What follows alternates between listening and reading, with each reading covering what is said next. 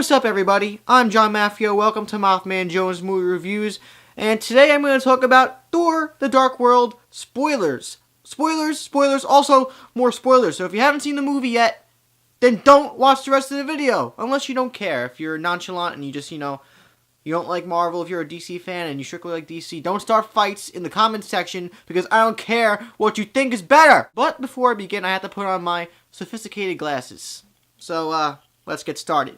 So, the film, Thor the Dark World, it starts off with a new Marvel title, which they reinvented that thing they do where they show all the comics flipping and it goes to Marvel Studios. Now it's like this weird 3D thing, this animation. It's cool.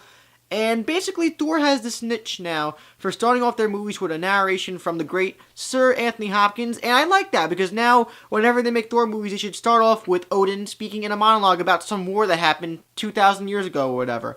This one happened with the Dark Elves, Malekith, and the Asgardians, and they basically banished these Dark Elves to this place, and they went to sleep for a long time, and they were awoken because Natalie Portman's character stumbled upon this Aether? It's like this material, it's this dark red matter which unleashes unlimited power, and apparently it's used for something else which I'll get into later from the after credits.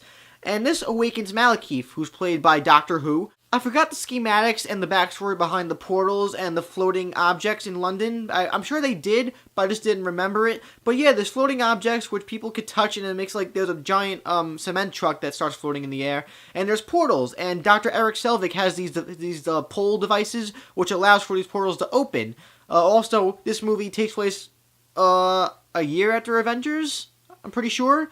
Yeah, because Kat Dennings mentions 2 years from the first time that she met Thor at the end of the movie. Between Earth and Asgard, Jane Foster has been dating comedians, apparently, because she's dating that one guy who was in Bridesmaids. I forgot his name, Chris something.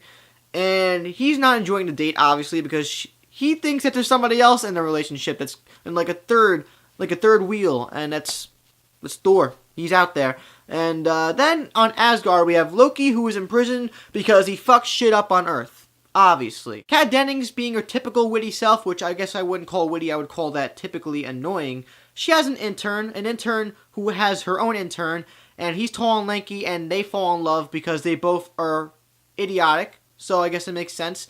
And Thor finally comes back to Earth, and he explains to Jane everything, and she mentions, "But I saw you on TV, you were in New York because of the Avengers, ha ha ha, reference!" And he's like, "Well, I can't see you, and I have priorities here. Save Earth or see you and have sex with you. I mean, I like sex, but, I mean, saving the Earth so I can have sex with you, that's more important." So then, he takes her to Asgard to be, I don't know, because he felt like bringing her there, and she's wearing this Asgardian dress, and they're chilling there, and the Dark Elves show up and they invade and attack Asgard. Now, the Dark Elves and Malekith, they were doing a lot of damage. I mean, flying through these buildings. These Dark Elf ships look like letters. I mean, the little ships look like L's, and the giant main mothership look like a giant T.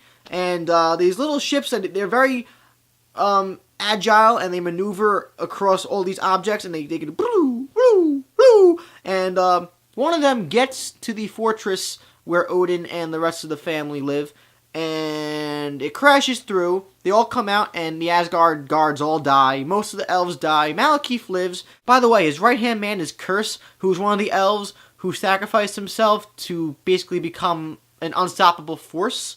Or that's at least what I thought he looked like. And he was like this, he looked like Satan, if Satan wasn't all red, and he had like these horns. He looked like a rhinoceros, and something really fierce and awesome. But it was cool. And they both infiltrate where Jane and Frigga, the mother of Thor and Loki, are, and basically Curse impales Frigga with the sword and kills her. And then Odin and Thor finally show up after, inconveniently, and Frigga's dead.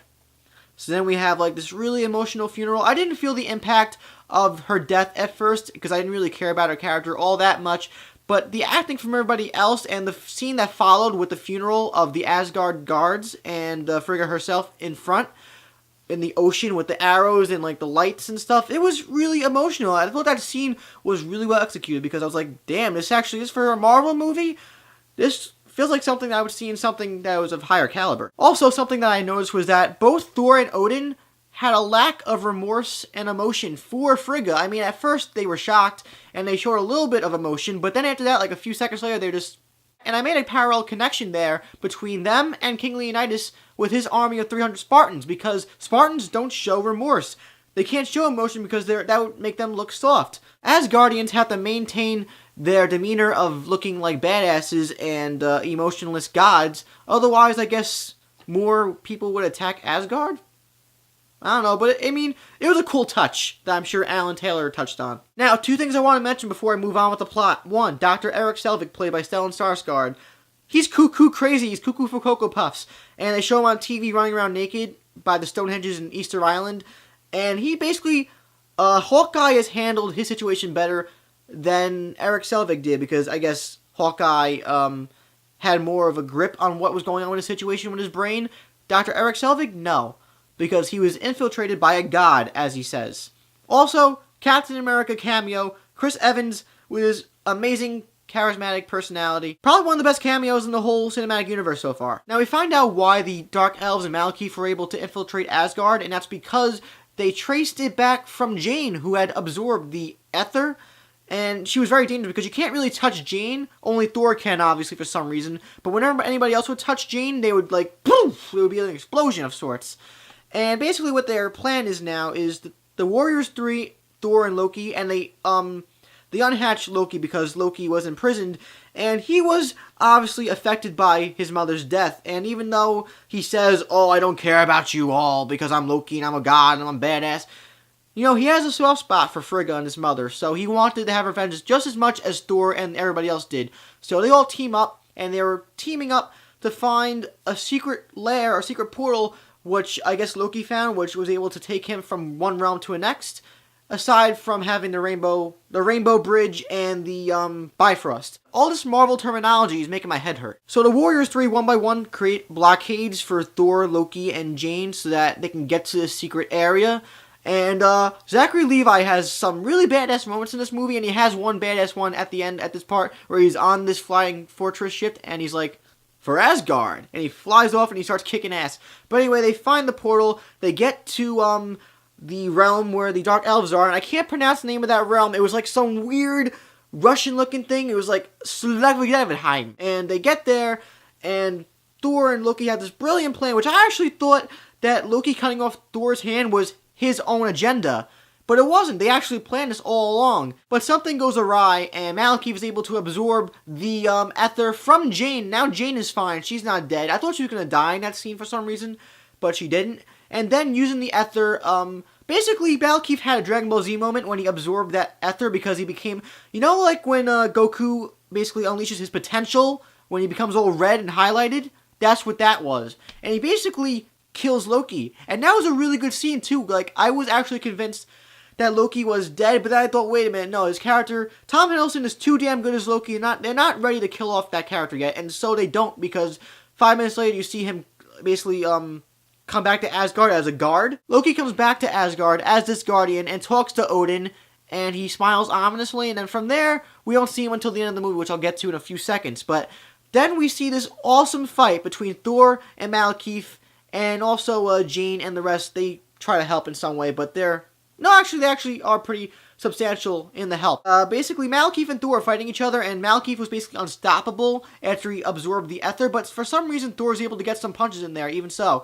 And they basically keep getting, magnetized into these portals, into the different realms, and one of them is the Frost Giant land, and that was really cool to get a reference to the first movie in that sense. And while they are there, one of the Frost Giant monsters gets absorbed with them, and now he's on Earth just screwing around and eating up all these Dark Elves, which was actually really cool, and he's referenced at the end sequence when he's just chasing around birds, and that's pretty awesome. But they should probably get some animal control on that, because that's not good. He's probably going to eat and masticate a lot of people while he's in the United Kingdom. It was also really cool to see Thor use his Meow Meow. Never again. To see him use his Mjolnir, and whenever he would send it free and he would go into the portals, the Mjolnir would travel and try to get back to Thor. So when they would go to a different realm and he wouldn't possess the hammer would travel out of the atmosphere of Earth into space. That was awesome. It took me a second while watching it to realize, but when I realized what it was doing, I was like, that's creative. Also, an overlapping plot point is this convergence, where all the realms are going to circle together and create a convergence where basically it's a perfect opportunity for Malekith to destroy the galaxy and make it dark again.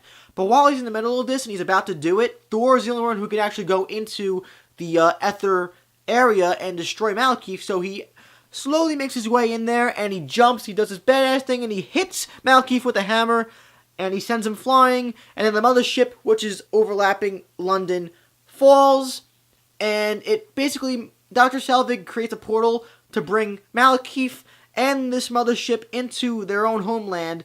And while it's there, it saves the UK, but it also destroys Malekith, or so we think. Jane Foster misses Thor, and at the end credits scene at the very, very end, Thor comes back after 2 days instead of 2 years this time to kiss Jane, and they're probably going to have sex after, but we're not going to see that because this movie's PG-13 and we're talking about Marvel. This is not 50 Shades of Grey, and as much as I would like it to be, because then we can see Natalie Portman naked. The real ending of the movie is Thor coming back to Asgard to speak with Odin about, him being king, but he doesn't want to be king. He just wants to protect the 9 realms and do his duty, but he doesn't want to have that responsibility. He does not believe he has the capabilities to watch over the 9 realms while being a member of the Avengers and being a full-time boyfriend now. So Odin's like, okay, I approve of this. You can go about your day and go kiss Jane. I don't care. So then Thor leaves to do whatever he's got to do. And we find out that Odin was actually Loki using one of his possessive powers, his array of powers, which he has many, but we don't see them all that often. And he's sitting there all badass. All the fangirls are getting wet at this moment. And he makes that little smile, and then the movie ends. Did you really think that Marvel would kill me off in this movie? No. I have much more to do, and without me, this movie would make half the money it's making in the box office, so they need me. Yes. My biggest question at this moment was, and still is, what happened to Odin? Did Loki somehow do something to Odin, or is Odin somewhere taking a bathroom break, and he took advantage of the situation by going to the throne while he was there so he could talk to Thor? I mean, I don't know. I don't think he would kill Odin. I think that'd be kind of stupid and out of character in my opinion. But then we come to the final epic moment of the movie, the plot progressing at the credits scene. And we see Sif and Volstagg, and they are basically being escorted by this really weird looking pink alien to meet with the Collector, a new character who is played by Benicio del Toro. He's basically a mix of David Bowie and Will Ferrell from Zoolander. But I really dug it. I really enjoyed that performance for what little it was. And I think his demeanor, what he's trying to set off, was really cool. Sif and Volstagg are giving the Collector the Infinity Gem, which relates to Thanos and the Gauntlet. And the Ether from the movie has become the Red Gem. And it's being collected for nothing in exchange. And then they leave. And then, ominously, the Collector says one more thing where he goes... And I love this line. I can't stop thinking about it where he goes, 1 down, 5 to go. I was already excited for Guardians of the Galaxy because that movie's going to be so distinguished from the other Marvel movies. And it has potential to be terrible, but it also has potential to be an incredible space movie. An incredible space opera, drama, comedy, mix, whatever. And this character by Benicio del Toro, he's being played off. It rubbed off me the right way. Some people aren't liking the performance so far, or what he's basically giving off as an appetizer for his character in the rest of the movie coming out in August, but I loved it. 1 down, 5 to go. I don't know why I'm hyped! What that was a second ago, that was the true definition, visually, of a geekgasm. That, my friends, is Thor, the Dark World. Now... What was your favorite part of the movie? What was your favorite moment? What was your favorite sequence? Who's your favorite character in the movie? Loki? Probably Loki, because he was my favorite, but what did you think of it? Also, what did you think of the after credit sequence, and what do you think it means for the rest of the Marvel movies coming out next year and years after that, like Avengers 2 and so on and so forth? Once again, I'm John Maffio, and I'll see you all next time. I caught it! I fucking caught it! Yeah!